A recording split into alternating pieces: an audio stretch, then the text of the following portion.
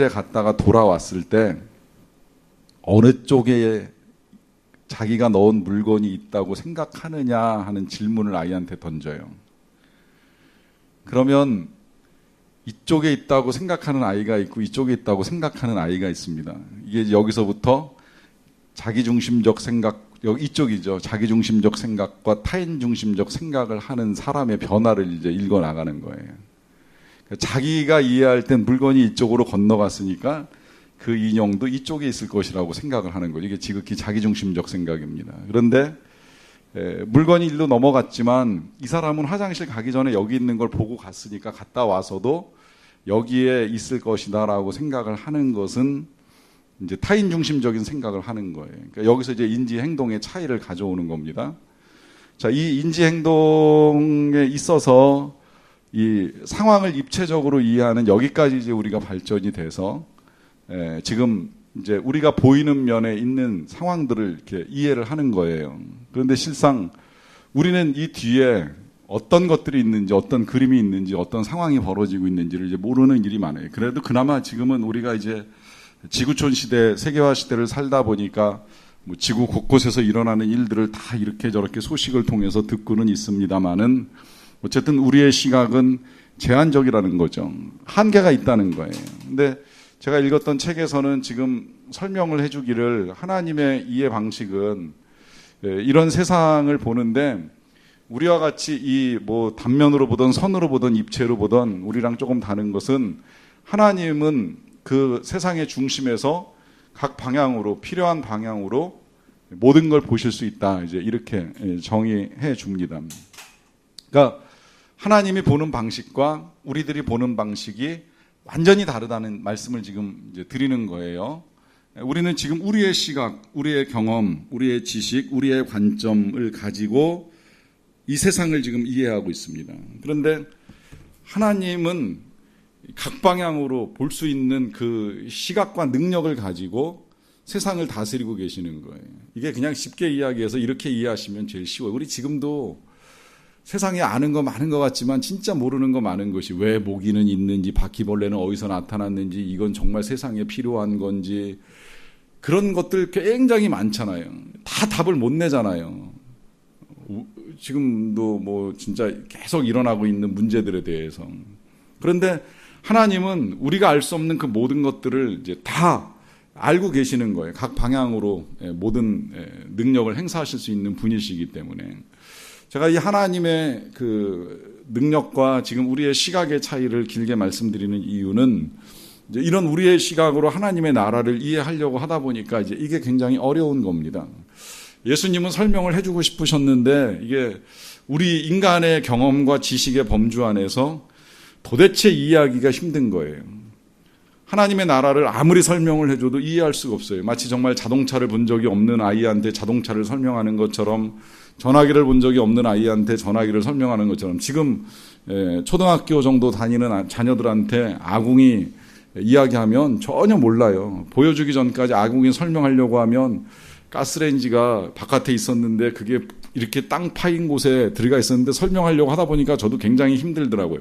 본 적이 없는 아이한테 아궁이를 설명한다. 여기 지금 대부분 다 아궁이를 아실 거예요. 그런데 이 아궁이를 본 적 없는 초등학생들한테 설명하는 거 굉장히 어렵거든요. 그러니까 예수님도 하나님의 나라를 설명하시긴 하셔야 되겠는데 이 설명을 하려고 하다 보니까 땅에서 보이는 것 가지고 설명을 합니다. 그리고 그 설명은 한 가지를 목표로 설명하는 것이 아니라 이 하나님 나라의 다면, 지금 제가 다면을 그리고 말씀드리는 이유는 하나님 나라는 다면을 가지고 있는데 이 다면을 이 방향에서 볼 때는 이런 비유로, 이 방향에서 볼 때는 이런 비유로, 또 이 방향에서 볼 때는 이런 비유를 가지고 설명하다 보니까 매번의 비유는 달라질 수밖에 없고 그 달라지는 비유 속에서도 하나님 나라의 특성을 이제 개념적으로 한두 가지로 이렇게 정리해서 전달을 해주신다. 이렇게 이해를 하시면 돼요. 이게 지금 새벽에 보고 있고 우리가 또 수요일에 전해보았던 요한계시록과도 크게 다르지 않은데 심판은 하나지만 그 심판을 이렇게 보면 이제 이런 심판이고 이렇게 보면 이런 심판이다 보니까 똑같은 심판을 가지고도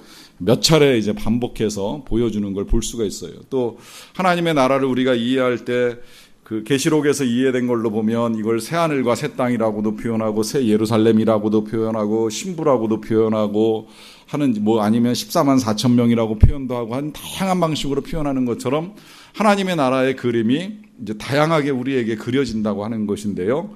오늘은 그렇게 다양하게 그려지는 그림 가운데에 두 가지 소재를 가지고 예수님이 오늘 하나님의 나라에 대한 설명해 주시는 것을 볼 수가 있습니다. 그것이 하나는 겨자씨고요. 그 다음에 하나는 이제 누룩이라고 하는 것인데요. 일단 31절 읽고 나서 이어나가겠습니다. 또 비유를 들어 이르시되 천국은 마치 사람이 자기 밭에 갖다 심은 겨자씨 한 알과 같다 그랬어요. 자, 겨자씨 한 알 같은 천국. 왜 하고 많은 것 중에 가장 작은 겨자씨로 비유를 하셨을까? 일단 그 자체가 특징이에요. 하나님 나라의 특징은 작다라고 하는 것입니다. 작다. 이 겨자씨, 뭐 누룩도 마찬가지지만 당시 사람들에게 있어서는 가장 작은 게 뭐냐라고 했을 때 제일 많이 사용되는 소재가 겨자씨였어요. 지금 우리는 다를 거예요. 우리는 옛날 같으면 진짜 그렇게까지도 이제 생각하더라고요. 옛날에 예수님은 머리털럭 하나 상하지 않게 하신다, 뭐 머리카락까지 세신다 그랬는데 요즘 사람이 성경을 쓰거나 예수님이 말씀을 요즘 사람들에게 하시면 머리카락 대신에 아마 이 세포와 유전자까지도 세신다 이렇게 말씀하실 거예요. 그러니까 우리 머리카락 세시는 예수님이 우리 몸의 세포가 몇 억 개인지 몇 조개인지 모르실 리가 없죠. 유전자까지 다 세시는 이제 그런 하나님으로 표현할 거예요. 이렇게 표현하는 건 이제 당시에 가장 작은 개념을 찾는 것인데 지금 겨자씨는 당시 사람들에게 있어서는 굉장히 작은 거였어요. 실제로 제가 알기로도 겨자씨는 한 직경 1, 2mm 정도 되는 걸로 알고 있는데 씨 중에 특히 이제 작은 씨에 이제 속하는 거잖아요. 작다는 겁니다. 일단 하나님 나라의 시작점은 작아요. 하나님 나라의 시작이 작다는 건 예수님 한 사람을 통해서 시작이 됐기 때문에 작게 시작이 됐어요. 그리고 그 예수님이 뭐 보이기에는 군중을 모아놓고 대중 집회를 한 것처럼 보이지만 실제로 예수님이 원했던 이 하나님 나라의 성장은 대중 속에 있는 것이 아니라 그 예수님을 따라다니던 12제자에 있었기 때문에 그 12제자 그렇게 많은 사람은 아니었다는 거죠. 이 작은 것으로 시작된 것이 하나님의 나라입니다. 그런데 이 작은 것이 어떤 변화를 이루어가느냐면 성장해요. 일단 32절 좀 읽고 나서 이야기할까요? 이는 모든 씨보다 작은 것이로되, 여기 작다는 표현이 나와 있습니다. 씨 중에서 제일 작은 씨. 그런데 자란 후에는 풀보다 커서 나무가 되매 공중의 새들이 와서 그 가지에 깃들인다 그래요. 자, 어떻게 된다 그랬습니까? 성장을 한다 그랬습니다. 그러면 성장을 한다는 건 무슨 의미예요? 성장을 한다는 건 그 씨 속에 생명이 있다는 거예요. 생명이. 이게 중요한 거죠. 똑같은 점이라고 하더라도, 똑같은 알갱이라고 하더라도 생명이 있느냐 없느냐의 차이는 굉장히 큽니다. 씨는 생명이 있기 때문에 자라고 성장을 합니다. 그래서 여기 보면 지금 풀보다 커서 나무가 된다라고까지 이야기를 하는데, 생명이 없는 씨, 예를 들어 모래알 같은 경우에는 절대 자라지가 않아요. 그러니까 이게 모래알과 똑같은 겨자씨라고 하더라도 다른 것이 뭐냐면, 모래알은 때때로 우리 눈에 들어가거나 신발 속에 들어가면 사람들에게 고통을 줍니다. 그러나 씨는 자라는 일을 통해서 이제 우리에게 기쁨을 줍니다. 특히 이 생명의 신비는 우리가 아이들을 통해서도 얻게 되는 것인데, 그 생명의 성장 속에 기쁨이 있다는 거죠. 이 성장을 통한 기쁨을 우리가 얻는 일을 통해서 그 다음에 이제 확인하는 것이 뭐냐면 작은 것의 가치라고 하는 거예요. 그러니까 하나님 나라를 이해함에 있어서 이제 이 시각이 아주 중요해집니다. 작다고 우습게 여길 수 없다는 거예요. 작다고 하찮게 볼 수 없다는 거예요. 이 부분을 예수님은 아주 중요하게 생각하신 거 알고 계시죠? 예수님이 이 작은 것의 가치에 대해서 참 여러 차례 말씀을 하셨는데, 예를 들면 그야말로 뭐 드레핀 백합화를 봐라, 이게 가치 없어 보이지만 하나님이 입히신다. 또 참새 한 마리 하나님이 먹이신다. 심지어 그 참새 한 마리도 하나님의 뜻이 아니면 떨어지지 않는다라고 하시면서 작은 것의 가치를 말씀하셨어요. 근데 그 가치가 그냥 드레핀 꽃으로 아니면 하늘을 나는 새로만 머물러 있는 것이 아니라 이제 그 가치가 확대가 되는데 그 확대된 비유로는 우리 예수님이 성전에서 헌금 넣는 사람을 보실 때에 부자가 넣는 것도 보시고 가난한 여인이 넣는 것도 보시지만 그 가난한 여인이 넣은 그 2푼의 엽전을 굉장히 귀하게 여기시잖아요. 그 가치를 높여주시잖아요. 이게 하나님 나라의 관점이에요. 절대 작은 것을 소홀히 여기지 아니하시는 하나님. 이 작은 걸 소홀히 여기지 아니하시는 예수님의 말씀 속에는 또 이런 말씀도 있어요. 지극히 작은 자 하나에게 냉수 한 그릇 준 것도 결코 상을 잃지 아니하리라 그랬어요.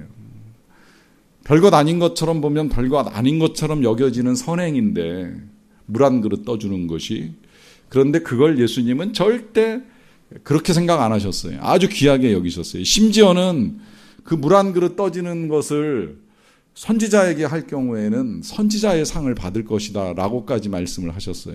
그러니까 이거를 저는 이렇게도 이해를 해요. 제가 선지자는 아니지만 그냥 일단 설교자로 세움을 입고 설교자로 사역을 하면서 저를 위해서 강단에 물 한 그릇 올려놓는 일은 제가 하는 사역과 똑같은 가치로 하나님이 여겨주시겠다는 거예요. 그만한 상을 주시겠다는 거예요. 제가 상을 받을지 안 받을지는 하나님이 판단하실 일이지만, 만약에 이 일이 상 받을 만한 일이라면 이 일을 위해서 물 떠주는 일, 찬양해주는 일, 준비해주는 모든 일들이 다 똑같은 가치를 지닌다는 거죠. 그만큼 작은 것을 귀하게 보시는 거예요. 귀하게 여기시는 거예요. 그러다 보니까 우리 예수님이 오셨을 때에 탄생을 위해서 선택하신 동네는 절대 큰 동네가 아닙니다. 지금이야 이제 거기가 성지가 돼가지고 사람들이 많이 몰리고 또 팔레스타인 사람들이 갈 곳이 없어가지고 이제 베들레헴에 집중해서 살아가고는 있지만, 처음 예수님 오실 때에 이 베들레헴 동네는 굉장히 작은 동네였어요. 그러니까 사람들이 이해할 수가 없었어요. 어떻게 그런 조그만 동네에서 메시아가 올 수 있겠느냐. 그런데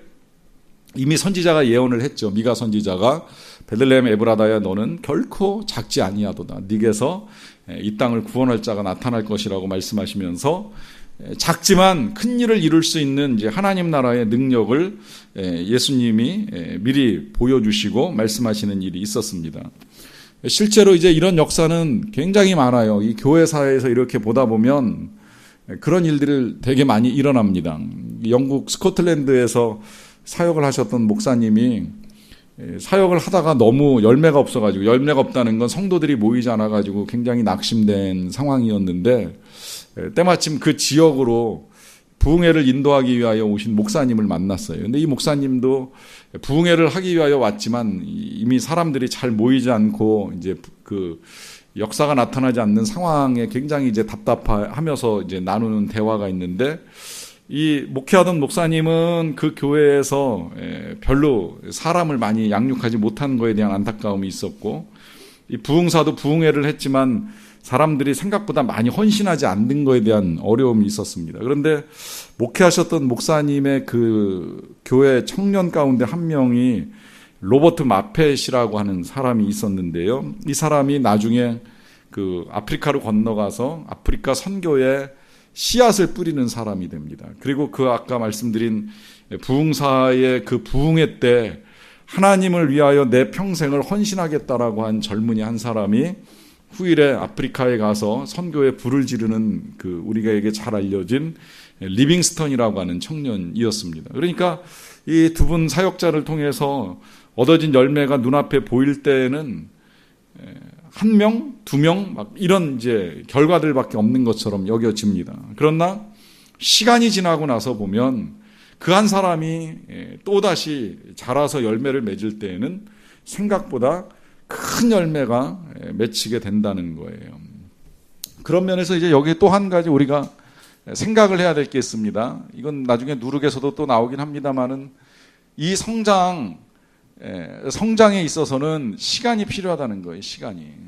그러니까 하나님 나라의 특징 가운데 한 가지는 시간이 필요로 합니다. 이 시간이 필요한다라고 하는 이 말은 무슨 이야기가 되냐면, 당장 결과가 안 보일 수 있다는 거예요. 시간이 걸린다는 겁니다.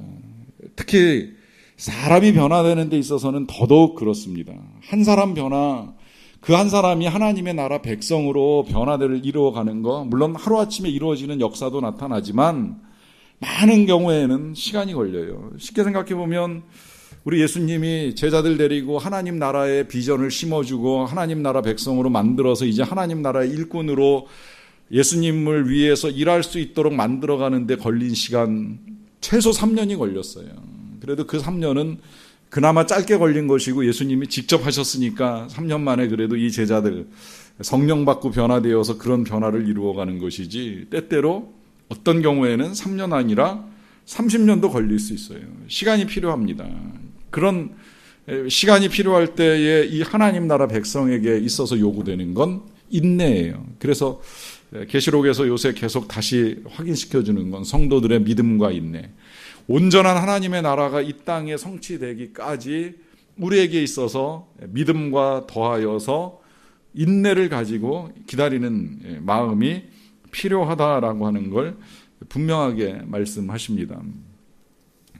제가 그 10년 전에 아프가니스탄에 선교 나갔다가 돌아가신 목사님이 우리 신대원 동기이고 친구여서 그때 그 장례를 이제 치르는 동안 제가 여기 샘물교회에 와서 예배도 같이 드리고 하면서 뭐 한편으로 속상하지만 또 한편으로 나름 기대를 가졌던 것이, 가슴은 아프지만 그래도 그 땅에 이 순교의 씨앗이 뿌려졌으니 아프가니스탄이 변화되리라, 순교의 피가 흘려졌으니 반드시 순교의 피가 흘리고 나면 그 씨를 통해서 하나님의 열매 맺음이 있으실 터인데, 우리 친구 목사가 그 씨가 됐고 그 피를 흘렸구나, 이제 이런 생각을 하면서 이제 나름 기대하는 바가 있었습니다.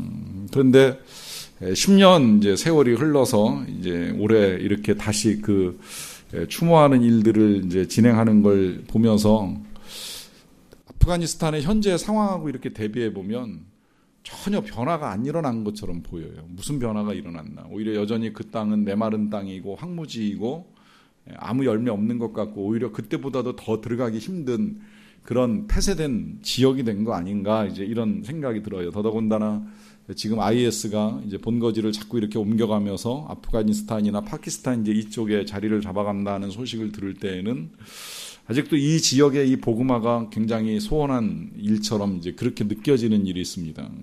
그러던 중에 주님이 저에게 이제 다시 생각나게 한 건 우리나라의 교회 역사를 보게 하신 거예요. 우리나라가 개신교 역사의 출발점을 대강 1884년으로 잡는데, 이제 언더우드 선교사와 아펜셀러 선교사가 처음으로 이 땅에 발을 디디고 복음을 전하러 왔을 때에 한 10년 이상 그분들이 고생을 굉장히 많이 했어요. 고생을 하는 동안에 어떤 열매가 있었느냐 그러면 크게 열매가 보이지 않았습니다. 오죽하면 그 선교사님들 중에 한 분이 본국으로 편지를 썼어요. 조선 땅에 와서 10년 이상을 살았는데 이 땅에 소망이 없습니다. 전혀 변화가 일어날 것 같지 않습니다. 아시겠지만 당시에 우리나라 상황이 대원군의 세국 정책도 있었고 이 서양 문물에 대해서 굉장히 폐쇄적인 입장을 취하고 있었잖아요. 오죽하면 서양 사람 보면 서양 귀신이다 그러면서 전혀 받아들이려고 하는 생각을 하는 사람들이 없었어요. 그런 사람들 틈에서 복음을 전하려고 와가지고 이 가난한 나라에서, 배고픈 나라에서, 심지어 지금이야 이만큼 깨끗해졌지만 한없이 더러운 나라, 그 신방 가서 대접해주는 밥에 담긴 그릇이 너무 더러워가지고 차마 먹을 수 없으니까 가운데 있는 밥 몇 숟갈 퍼먹다가 말 정도로 더럽게 살던 민족 가운데에 10수년을 살다 보니 그런 생각하는 거예요. 이 민족은 소망이 없습니다. 이 민족에서 선교하는 일을 계속 할지 모르겠습니다. 더더군다나요, 그런 일들이 진행되는 동안에 선교사님들의 마음 흔드는 일이 뭔지 아시죠? 이게 이제 그렇게 사역을 하던 중에 자녀 문제가 이제 연결이 되면 더 마음에 이제 낙심이 커집니다. 특히 요새는 이제 양육 문제가 좀 큰 문제인데, 당시에는 뭐 양육하고 공부하는 건 둘째치고 보통은 다 이제 홈스쿨 하니까 가르치는 건 집에서 가르치지만 이 어린 자녀가 병나서 아프면 이걸 고칠 데가 없는 거예요. 의사도 없고 병원도 없고 약국도 없고 아무것도 없으니까 이 아이를 끌어안고 어떻게 할 방법이 없는 거예요. 기도하고 하나님이 고쳐주시면 그나마 감사한데, 고침받는 아이가 있는 반면에 그냥 세상을 떠나버리는 아이도 있습니다. 우리나라 혹시 거기 가보셨는지 모르겠는데 지금도 양화진 그 외국인 묘지에 가면 선교사님들의 이렇게 무덤과 비석들이 있는 한 구석에 아이들의 무덤이 한 자리를 차지하고 있어요. 한 10여 명 되는 아이들의 무덤이 있어요. 그 아이들이 다 당시에 선교사님의 아이들로 태어났다가 어린 시절에 질병을 못 이기고 그냥 이 땅에서 이제 죽어간 아이들의 무덤이에요. 이런 일들을 겪게 되면 그야말로 그런 편지를 쓸 수밖에 없는 거죠. 소망이 없습니다. 이 땅에 소망이 없습니다. 제가 다시 귀국할 것을 고민 중입니다. 이제 이런 편지를 쓰는 거예요. 여러분, 그런데 그로부터 100년의 세월이 흐르고 난 우리나라 아시잖아요. 1984년쯤 되면 올림픽을 준비하고 교회는 수없이 많아지고 1000만 명을 헤아리는 성도를 자랑하고 경제적으로 이만큼 성장해서 세계로 뻗어나가는 민족이 된 이 결과들을 보면 그때 당시에 선교사님들이 뿌린 씨앗은 정말 자라지도 않는 것 같고 열매도 안 보이는 것 같이 여겨지지만 하나님의 나라는 역사가 일어나는 거예요. 자라는 거예요. 그 자란 결과 풀보다 커서 나무가 된다. 그래서 공중의 새들이 와서 그 가지에 깃들인다 그래요. 자, 나무가 되는데 겨자씨는 참고로 이 씨앗은 뭐 한 1, 2mm 정도 된다고 보통 이야기하는데 자라서 나무가 된다라고 하는 건 우리가 그냥 우리나라에서 보는 이 가지가 그 뭐라 그래요? 그 밑둥이 아주 굵은 그런 아름드리 나무는 아니고요. 뭐 1년생 나무가 이렇게 확 자라게 될 때에 뻗어나가는 것처럼 이제 자라는 형태를 의미하는데 한 2, 3m 정도 보통 자라고요. 좀 많이 자라는 건 한 4m까지도 자란다 그래요. 근데 이 성장을 또 우리가 중요하게 여겨야 되는 건 뭐냐면 시간도 필요하지만요. 환경적으로도 열악한 상황에서 자란다는 거예요. 이 가나안 땅은 정말 메마른 데가 많고요. 그 메마른 지역에도 겨자씨가 뿌려지면 어딘가에서는 자라게 되는데 이 자란 나무가 한 3, 4m 되면 그 광야를 지나가던 사람들이 때때로 뜨거운 햇볕을 피하기 위한 오후 시간에 이 나무 그늘에 들어갈 수 있을 만큼 잘 자란다라고 하는 거죠. 그러니까 이게 신기한 거예요. 하나님의 나라는 그렇게 자라갑니다. 그야말로 소망 없어 보이는 대한민국에서 또 지금도 소망 없어 보이는 저 중동, 중앙아시아, 아프리카, 동남아에서 끊임없이 자라간다는 거예요. 안 자라는 것 같지만 자라갑니다. 최근에 우리 교역자들이 전해준 소식에 의해서 본 바에 의하면 저 중동에도요 회심하고 돌아오는 사람 많아요. 어느 나라 왕장가까지 지금 예수를 믿기로 결심했다라고 하는 소식까지 전해 듣는 일이 있었는데 상황은 열악한다 해서 안 자라는 것이 아니라 마치 광야에서 겨자씨가 나무로 자라는 것처럼 하나님의 나라가 자랄 것 같지 아니한 상황 속에서도 반드시 자라가고 있다는 겁니다. 그 자라간 결과 중에 또 한 가지가 뭐냐면 공중의 새들이 와서 그 가지에 깃들인다 그래요. 자, 새가 와서 깃들인다. 여기서 이제 우리가 비유를 볼 때 주의해야 될 점이 한 가지가 나오는 건데요. 처음에 시작을 할 때도 말씀을 드렸습니다마는 이 비유에서 나온 그 물질, 뭐 여기 예를 들면 겨자씨 아니면 새 아니면 누룩 이제 이런 거 있으면 그게 그 본문에서 한 가지 개념으로만 이해하시고 그 개념을 다른 말씀하고 연결시켜서 보시려고 할 필요는 없다는 거예요. 그 방식은 이단들이 주로 취하는 방식이에요. 제가 어떻게 하다가 옛날에 그 이단에 빠진 선생님 때문에 전도사님도 한번 와서 들어보세요 해가지고 소위 무료 성경 신학원, 그게 이제 요새 말하면 신천지인데 신천지에 가서 하루 4시간 교육을 받고 같이 그 선생님하고 이제 점심을 먹고 오는 일이 있었는데 거기 가서 이렇게 하루 강의 들어보니까 그런 식으로 성경을 풀어요. 예를 들어 겨자씨 그러면 성경에 나온 겨자씨란 겨자씨는 다 끄집어내가지고 겨자씨 하나를 풀기 위해서 1시간 동안 강의를 하는 거예요. 누룩 그러면 성경에 나오는 누룩 다 끌어내가지고 누룩에 대해서 이제 풀어나가는 거예요. 그런데 여러분 성경에서 있는 누룩들 다 꺼내면요. 지금 여기 예수님께서 비유로 말씀하신 거하고 전혀 관계없는 누룩들만 주르륵 나오게 되어 있어요. 왜냐하면 지금 여기서 예수님이 말씀하시는 이 누룩은 제가 이걸 지금 가운데 쓴 걸로 다 정리가 돼요. 누룩은 작아요. 근데 누룩도 성장의 능력이 있어요. 그 안에 생명력이 있다 보니까 부풀어요. 그 작은 것이 밀가루 전체 가루 서말을 부풀게 하는 능력이 있어요. 그렇게 부푸는데 시간이 좀 걸려요. 그런데 문제는 이 누룩이 그렇게 성장해가는 하나님의 나라와 같다, 이렇게 예수님이 말씀하신 것인데, 이 누룩을 다른 본문에 끌어가서 보잖아요. 그러면 그 누룩은 하나님의 나라가 아니라 나쁜 겁니다. 예를 들어서 예수님이 그런 말씀하시잖아요. 삼가 바리새인의 누룩을 주의하라.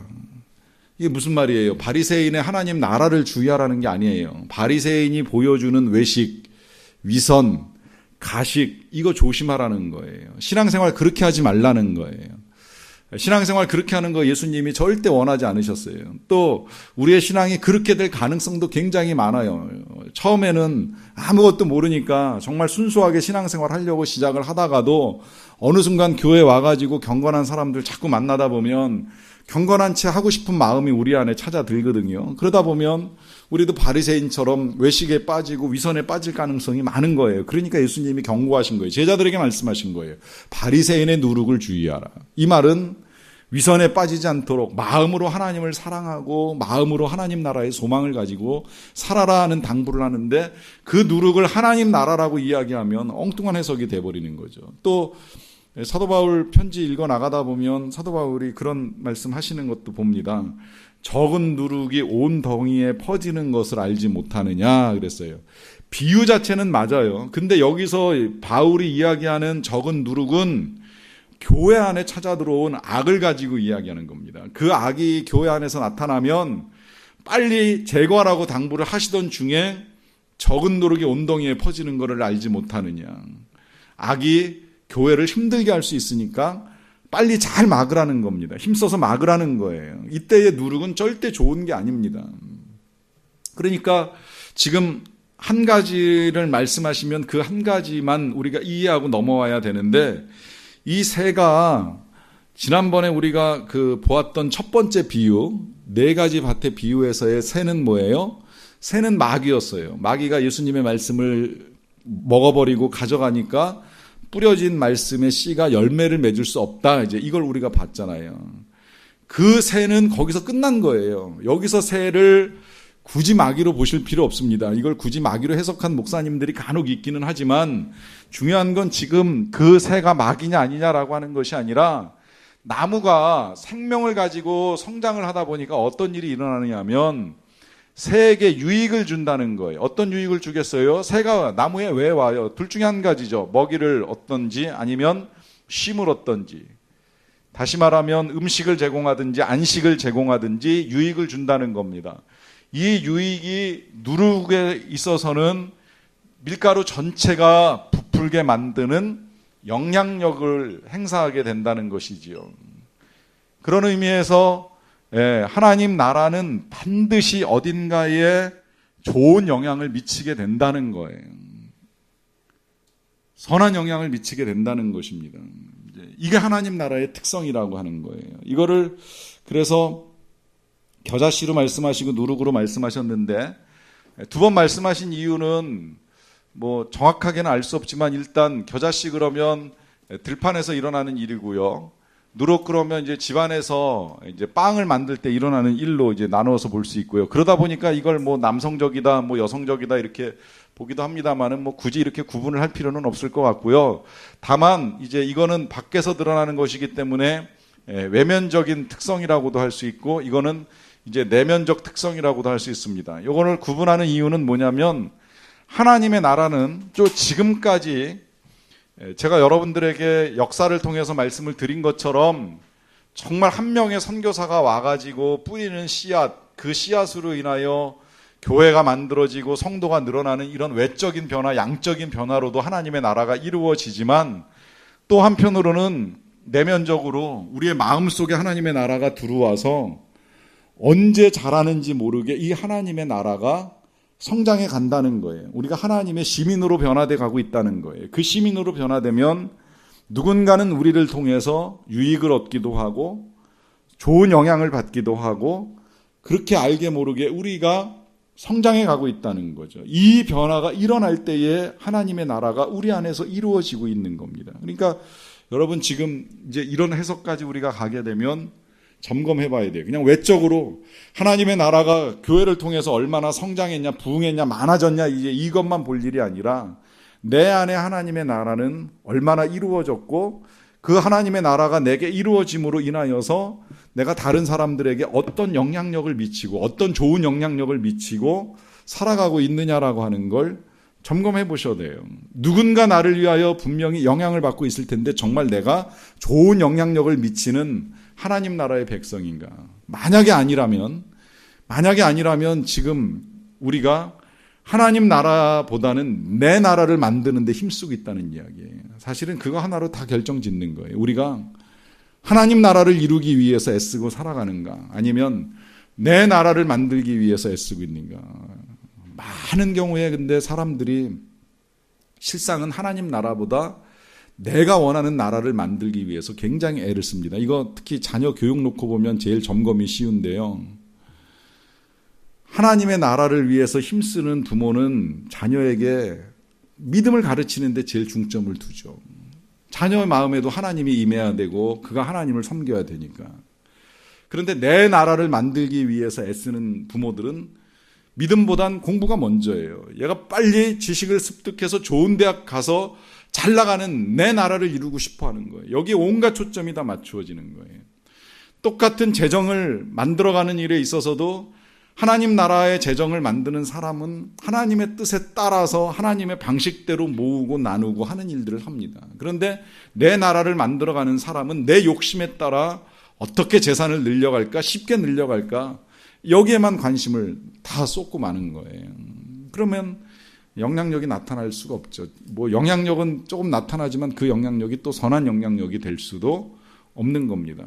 그래서 진짜 하나님 나라를 우리가 이루어가고자라고 한다면 드러나는 하나님의 나라도 중요하지만 내면에서 변화되는 이 하나님의 나라가 중요하다는 거예요. 근데 이 중요한 하나님의 나라가 이루어져 가는 과정 중에 다시 한번 말씀드리고 싶은 건 이 시간입니다. 시간. 아까도 잠깐 말씀을 드리긴 했지만 누룩이 이 밀가루를 다 변화시켜서 맛을 낼 때에 시간이 걸리는 건 아실 거예요. 만약에 밀가루에 누룩이 안 들어가면 맛이 어떤지 우리 교회 성도님들은 성찬식 때 그야말로 누룩 없는 빵을 분병하는 일이 많기 때문에 다 경험해 보셨을 거라고 생각을 하는데 우리 교회는 실제로 그냥 밀가루에 아무것도 안 넣고 구워가지고 쪼개서 이렇게 이제 나눠서 먹는 일을 합니다. 이제 그게 원래 유월절 그 이스라엘 백성들이 먹었던 무교병의 원형이라고 생각을 해요. 물론 이제 화덕은 아니지만 후라이팬에 굽기는 하지만 당시에 이스라엘 백성들이 애굽을 떠나 나올 때에는 그냥 급하게 밀가루 개가지고 화덕에다가 구워서 바로 거가지고 급하게 먹고 이제 나왔어요. 이 전통에 따라 이제 우리가 유월절 성만찬을 그냥 밀가루 이제 구운 것으로 먹게 되는데 그러니까 맛이 없어요. 근데 이걸 누룩을 넣어가지고 뭐 하루고 이틀이고 일단 발효를 잘 시켜가지고서 그 다음에 이제 이걸 굽게 되면 그렇게 만든 빵이 맛있잖아요. 그 발효의 기술이 실은 제빵의 기술이 되는 거잖아요. 그래서 얼마나 발효하고 또 발효된 그 속에 얼마나 좋은 뭐 양념이나 뭐 혹은 뭐 계란이냐 뭐 이런 거를 이제 넣느냐에 따라서 빵 맛이 달라지는데 누룩 넣어서 좋은 빵 만들려면 시간이 걸립니다. 그러나 그 시간을 참고 견디고 난 그 빵의 맛은 기가 막히게 좋다는 거죠. 마찬가지로 하나님의 나라를 이루어감에 있어서 우리가 좀 시간은 걸리지만 그 시간이 걸리는 걸 참고 인내하고 기다리는 일을 통해서 반드시 이 하나님의 나라가 아름답게 만들어지고 기가 막히게 이루어진다는 것을 볼 수가 있습니다. 미국에 처음으로 복음을 들고 들어가서 미국 땅을 개척한 사람들을 청교도, 퓨리탄이라고 보통 이야기를 하지요. 여러분이 퓨리탄의 조상이 누구인지 혹시 아시는지요? 이 퓨리탄의 조상은 원래는 바이킹이에요. 바이킹은 알다시피 해적들입니다. 배 타고 돌아다니면서 남의 배를 점령해가지고 거기 탄 사람들은 다 죽이고 그 배에 실려있는 금은보와 온갖 좋은 것들은 다 뺏어가지고 취하던 사람들이 바이킹이에요. 그 취해가지고 또 이 사람들이 어디다 쓰겠어요? 정박하는 곳에 도착하면 술 마시고 음란한 짓 하는 일에 그 모든 재산을 다 쓰는 이제 족속들이 바이킹이었어요. 근데 이 바이킹이 어떻게 해서 이 퓨리탄의 조상이 되느냐면, 이 바이킹들이 그런 식으로 일생을 살다가도 또 때가 돼서 결혼을 할 때가 되면 여자를 찾잖아요. 근데 어떤 여자들을 만나서 결혼을 하는 것이 좋을까? 유럽 전역을 다니면서 그들이 본 결과 이래 보니까 그래도 예수 믿는 여자들이 제일 순결하고 정직하고 착하다는 사실을 알게 되는 거예요. 그래서 일정 지역을 점령하면 그 가운데 교회를 잘 다니는 여자들만 이제 납치하거나 억압하거나 폭력을 행사해 가지고 뺏어서 자기 아내를 삼는 일을 하게 됩니다. 마치 그 이스라엘과 아람과의 전쟁 중에 이 나아만 장군에게 끌려온 이스라엘 여자애들처럼, 여자 종처럼 이제 그렇게 여자들이 끌려가서 바이킹의 아내가 강제로 되는 일들이 일어났었다는 거예요. 그런데 여러분, 기독교인의 특성, 말씀드렸듯이 하나님 나라의 특성은 이런 열악한 상황에서도 믿음이 흔들리지 않습니다. 그러니까 비록 몸은 끌려와 가지고 바이킹의 아내가 되었지만, 그러나 자식은 바이킹으로 기를 수가 없으니까 이 어머니가 자식을 낳아 기를 때 그리스도인으로 기르는 거예요. 아들을 낳던 딸을 낳던 제대로 된 그리스도인으로 기르는 거예요. 그 기르는 과정 중에 너는 커서 아버지 같은 일을 하면 절대 안 된다는 걸 양육하는 거예요. 그 양육의 영향을 받아서 만들어지는 후예가 퓨리탄이 된 거예요. 그래서 그 퓨리탄들이 영국에서 겪게 된, 또 유럽에서 겪게 된 그 종교적 억압, 구교의 탄압을 견디지 못해가지고 이제 자유로운 교회, 개혁교회 활동을 하기 위해서 찾아 들어온 곳이 북아메리카 대륙이잖아요. 이 땅에 이제 정박하던 사람들 중에 존이라는 이름을 가진 목사가 이제 꿈을 가지고 아메리카 대륙에 왔어요. 목회를 하면서 좀 더 열심히 공부해서 신학도 더 많이 하고, 거기에다 기왕이면 이제 나라가 새롭게 세워지는 과정 중에 법률도 좀 공부하고 해서 나라의 질서를 바로잡는 일에도 좀 기여하고 싶은 마음도 있고, 또 본인 개인적으로는 과학기술에 대한 관심이 굉장히 많았었기 때문에 이제 이쪽에 관련된 책도 이제 여러 권 준비해서 공부할 준비를 해가지고 싸들고 대서양 바다를 건너가지고 아메리카 대륙에 정착을 하기는 했는데요. 바다를 건너오고 정착하는 과정 중에 이제 고생을 굉장히 많이 해서 그런지 정착하고 얼마 되지 않아가지고 폐결핵에 걸려서 죽음을 선고받습니다. 지금이야 뭐 결핵이 어느 정도 치유가 가능한 병이지만 당시 폐결핵은 거의 사형 선고나 다름없는 이제 암 같은 병이었는데, 이 병에 걸리고서 이제 더 이상 살 소망이 없다는 걸 알게 된 거예요. 그러다 보니까 낙심할 수도 있는데, 이 사람이 결국 자기가 이루지 못한 꿈을 이루기 위해서 선택한 것이 뭐냐면, 자기가 대서양을 건너올 때 힘겹게 싸가지고 왔던 자기의 책 300권, 지금이야 300권은 그렇게 많은 책이 아니지만 당시 한 200년 전에 이 300권의 책은 굉장히 많은 양의 책이고 중요한 책인데, 그 모든 책을 그 신도시 보스턴에 새롭게 세워진 뉴타운 칼리지라고 하는 대학에 전부 기증을 해요. 기증을 하면서 그 뉴타운 칼리지 학장한테 부탁을 해요. 나는 이런 꿈이 있었던 사람이다. 그런데 내가 지금 이제 이 꿈을 이루지 못하고 세상을 떠난다. 그렇지만 이 책을 통해서 이 학교의 학생들이 공부를 하고 공부를 해서 후일에 이 나라와 세상을 위해서 법학자도 나오고 신학자도 나오고 공학자도 나오고 의학자도 나왔으면 좋겠다라고 하면서 300권의 책을 기증하고 세상을 떠납니다. 그 책을 받게 된 그 학교가 그 책을 기증한 사람의 이름에 따라서 학교 이름을 뉴타운 칼리지에서 바꾸게 돼요. 그 이름이 오늘 우리에게 너무나도 잘 알려진 하버드라고 하는 이름입니다. 이 학교에 그 책을 기증한 존 하버드 목사님의 이름을 따라서 학교 이름을 개명을 한 거예요. 그리고 그 학교는 그 목사님의 꿈에 따라 이제 미국에 그야말로 신학자도 만들고 법률학자도 만들고 공학도도 만들고 의학도도 만드는 이제 대형 학교로 발전을 이루어가게 되죠. 한 사람이 뿌린 씨, 한 사람이 이루고자 했던 하나님의 나라가 후일에 미치는 영향을 우리가 볼 수 있습니다. 여러분들이 심어나가는 하나님의 나라, 그게 지금 눈앞에 보이지 않는다고 해서 낙심할 건 없습니다. 열매가 보이지 않는다고 해서 절망할 것도 아닙니다. 우리가 하나님 나라의 소망을 가지고 오늘 이 말씀을 통해서 보여준 그대로 우리가 열악하지만 인내를 가지고 기도하는 가운데 이루어 간다면 후일에 지금 겨자씨가 떴던 우리 안에 있는 하나님의 나라가 큰 나무가 될 것이고 그 나무의 영향력이 세상과 열방 가운데 큰 힘을 발휘하게 될 것입니다. 소망 가운데 사시는 저와 여러분들이 되시기를 간절히 축원합니다.